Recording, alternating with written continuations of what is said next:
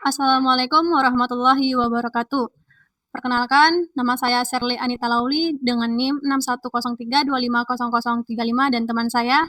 Saya Nambas Keputra dengan NIM 6103250053. Baik, pada kesempatan kali ini di sini kami akan menjelaskan tentang materi array dari mata kuliah struktur data yang diampu oleh Pak Hafiz Julianto, Eskom Mkom. Baik, yang pertama yaitu apa itu pengertian array? Array adalah suatu struktur data yang digunakan untuk menyimpan sekumpulan nilai data yang memiliki tipe yang sama atau homogen dalam satu variabel, di mana setiap elemen ini disimpan secara berurutan di dalam memori dan dapat diakses menggunakan indeks yang biasanya dimulai dari nol. Dengan adanya array, pengelolaan banyak data menjadi lebih mudah, terstruktur, dan efisien, karena setiap elemennya dapat diambil atau diubah berdasarkan posisi indeksnya. Selanjutnya saya akan jelaskan dari jenis-jenis array tersebut. Array satu dimensi atau yang sering disebut dengan vektor adalah suatu array yang bervalue atau nilainya hanya ditunjukkan oleh satu indeks. Array satu dimensi juga dideklarasikan dengan variabel yang sudah dibentuk sebelumnya dan tidak dapat diubah selama program dijalankan. Seterusnya ada array dua dimensi, yaitu matriks. Matriks adalah sekumpulan informasi yang setiap individu elemennya yang diacu dengan menggunakan dua buah indeks atau disebut dengan yang biasanya dikonotasikan dengan baris dan kolom. Selanjutnya ada array multimedia Misalnya ada array multidimensi adalah struktur data yang digunakan untuk menyimpan sekumpulan data yang memiliki tipe yang sama dalam lebih dari satu dimensi, di mana setiap elemen diakses menggunakan lebih dari satu indeks, misalnya baris dan kolom. Sehingga bentuknya dapat menyerupai tabel, matriks, atau bahkan ruang yang lebih kompleks, dan digunakan untuk merepresentasikan data yang memiliki hubungan lebih dari satu arah. Selanjutnya akan dijelaskan oleh Charlie Anita Lauli. Baik, yang selanjutnya ada fungsi array, yaitu array memiliki fungsi utama, yaitu untuk menyimpan dan mengelola banyak data dengan tipe yang sama dalam satu variabel, sehingga lebih mudah digunakan dalam program. Dengan array, kita tidak perlu membuat banyak variabel terpisah karena semua datanya dapat disimpan dalam satu tempat dan diakses menggunakan indeks. Selanjutnya yaitu ciri-ciri array. Baik, ciri-ciri array. Array memiliki beberapa ciri utama yang membedakannya dari variabel biasanya, yaitu yang pertama bertipe sama atau homogen. Semua data dalam array harus memiliki tipe yang sama, misalnya semua integer atau semua string. Lalu selanjutnya disimpan berurutan di memori. Data dalam array disusun secara berurutan sehingga mudah diakses. Selanjutnya menggunakan indeks. Setiap elemen memiliki posisi atau indeks untuk mengakses data. Seterusnya, indeks dimulai dari 0. Elemen pertama selalu berada pada indeks ke-0. Jumlah elemen statis, ukuran array ditentukan di awal dan tidak bisa dirubah selama pemrograman berjalan. Dan yang terakhir, diakses per elemen. Untuk mengambil atau mengubah data harus menggunakan indeks satu per satu. Baik, itu tadi penjelasan singkat mengenai array. Selanjutnya di sini kami akan menjelaskan tentang array satu dimensi dan juga program array dua dimensi. Baik, pada kesempatan kali ini di sini saya akan menjelaskan program menghitung rata-rata nilai mahasiswa menggunakan array satu dimensi. Lanjut, pertama-tama di sini saya akan memanggil library stdio.h. Ini nanti digunakan agar fungsi print dan juga scan dapat digunakan. Kemudian pada baris selanjutnya, di sini saya membuat fungsi utama yaitu inMine.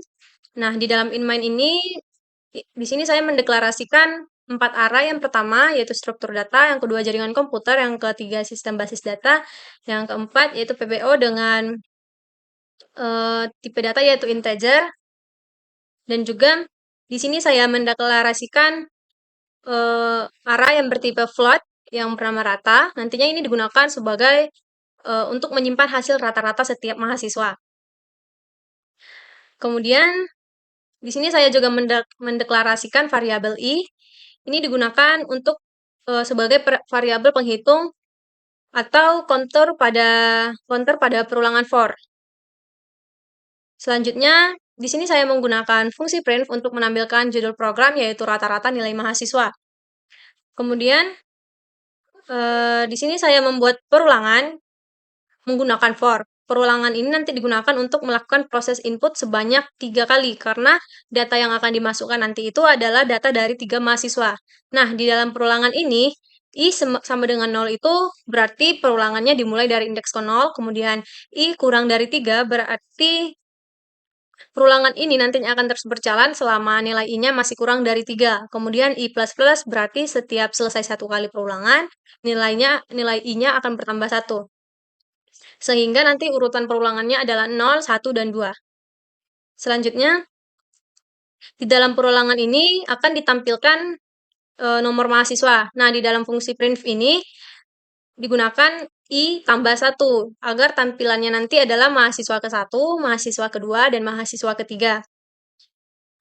Selanjutnya, di sini saya juga memakai fungsi print dan juga scan. Fungsi scanf ini nantinya untuk menerima input nilai mata kuliah.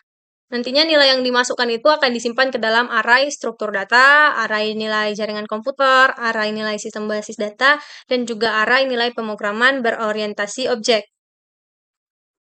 Selanjutnya, yaitu di sini saya membuat perulangan.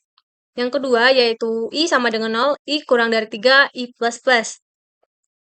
Pada perulangan kedua ini nanti digunakan untuk menghitung rata-rata nilai setiap mahasiswa. Nah, di dalam perulangan ini nantinya program akan menjumlahkan seluruh nilai dari 4 mata kuliah. Setelah semua nilainya sudah dijumlahkan, hasilnya akan dibagi 4 karena terdapat 4 mata kuliah. Hasil perhitungan tersebut nantinya kemudian akan disimpan di dalam array yang bernama rata tadi. Kemudian, selanjutnya, di sini saya juga memakaikan fungsi print untuk menampilkan hasil rata-rata nilai mahasiswa. Selanjutnya, di sini saya menggunakan di sini saya membuat perulangan yang ketiga yang digunakan untuk menampilkan hasil nilai setiap mahasiswa nantinya. Nah, pada baris selanjutnya, yaitu yang ini, pada baris selanjutnya itu digunakan fungsi print. Print ini untuk menampilkan nomor mahasiswa yang menggunakan di sini saya menggunakan I tambah 1 agar tampilan nanti itu adalah mahasiswa ke-1, mahasiswa kedua, dan mahasiswa ketiga. Nah, pada baris selanjutnya ini digunakan untuk menampilkan nilai mata kuliah struktur data yang telah disimpan pada array struktur data, kemudian nilai jaringan komputer, kemudian nilai sistem basis data, dan juga nilai PBO. Nilai mata kuliah, kemudian terakhir, baris ini digunakan, kemudian terakhir yaitu print rata-rata. Baris ini digunakan untuk menampilkan hasil rata-rata setiap mahasiswa yang telah dihitung sebelumnya. Nah, di sini ada kode persen titik 2F. Ini berarti hasil rata-ratanya akan ditampilkan dengan 2 angka di belakang koma. Terakhir, di sini saya menggunakan return 0 untuk mengakhiri program. Nah, demikian penjelasan saya dari kode program yang telah saya buat. Selanjutnya di sini saya akan menjalankan program untuk membuktikan bahwa program dapat berjalan dengan baik dan menghasilkan output yang sesuai dengan yang diharapkan. Baik, di sini kita akan coba run program yang telah kita buat. Nah, di sini tampilannya ada rata-rata nilai mahasiswa. Dan di sini ada penjelasan mahasiswa ke-1. Di sini kita diminta untuk memasukkan nilai mata kuliah yang pertama itu struktur data. Kita coba masukkan 82. Selanjutnya nilai jaringan komputer 80. Nilai sistem basis datanya kita coba 76. Kemudian nilai selanjutnya 70. Kemudian lanjut kita di sini diminta untuk memasukkan nilai kedua untuk mahasiswa yang kedua. Pertama, kita buat juga 80, 76, kemudian 74, kemudian kita buat juga 72. Nah, di sini juga sudah kita diminta untuk memasukkan nilai untuk mahasiswa yang ketiga. Untuk nilai mata kuliah yang pertama kita buat 80, kemudian 86, kemudian 90, kemudian 72. Setelah itu, kita dapatkan hasilnya yaitu hasil rata-rata nilai mahasiswa. Yang pertama untuk mahasiswa yang pertama, terdapat rata-ratanya yaitu 77, kemudian untuk mahasiswa yang kedua, rata-ratanya 75,50, kemudian untuk mahasiswa yang ketiga, rata-ratanya yaitu 82. Nah, demikian program array satu dimensi yang dapat saya jelaskan. Terima kasih. Saya Nabas Keputra. Di sini saya akan menjelaskan pemrograman array 2 dimensi dengan tema penjualan sederhana. Sebelum itu, saya berterima kasih kepada Sherly Anita Lawli yang sudah menjelaskan pemrograman array 1 dimensi dengan tema rata-rata mahasiswa. Lanjut saja ke codingannya. Di sini ada inMain, inData, 10 4, dalamnya ini jumlah barang dan ingredient. Maksud dari coding tersebut, ini sebagai mengisikan data, lalu ini sebagai barangnya, variabelnya, dan di sini ada pilihan. Lanjut saja ke do ini ada beberapa pilihan. Yang paling mencolok itu yang pertama adalah input data barang, yang kedua tampilkan data, yang ketiga hitung total keseluruhan, yang keempat cari barang termahal, yang kelima keluar. Oke, lanjut saja ke codingannya. Di sini ada suite pilihan. Pilihan yang pertama, case one ini itu menginputkan data barang. Langsung saya ke demokan contohnya. Di sini kita pilih satu. Jumlah barang ada 3. Kode barang kita satu aja. Harga barang kita buat 2000. Jumlah beli 3. Lalu barang keduanya kodenya 2. Harga barang 5000. Di sini 2 aja jumlah belinya, lalu barang ketiganya kode 3. Harga barangnya 7000. 7000. Jumlah belinya 1. Oke, maka menginput data barang sudah selesai. Lalu di codingan ini case 2 itu merupakan menampilkan data yang sudah kita menginputkan data sebelumnya. Lalu langsung ke demo saja. Di sini kita ketik 2. Oke. Maka akan menampilkan input data yang sudah kita isi sebelumnya dari pilihan pertama.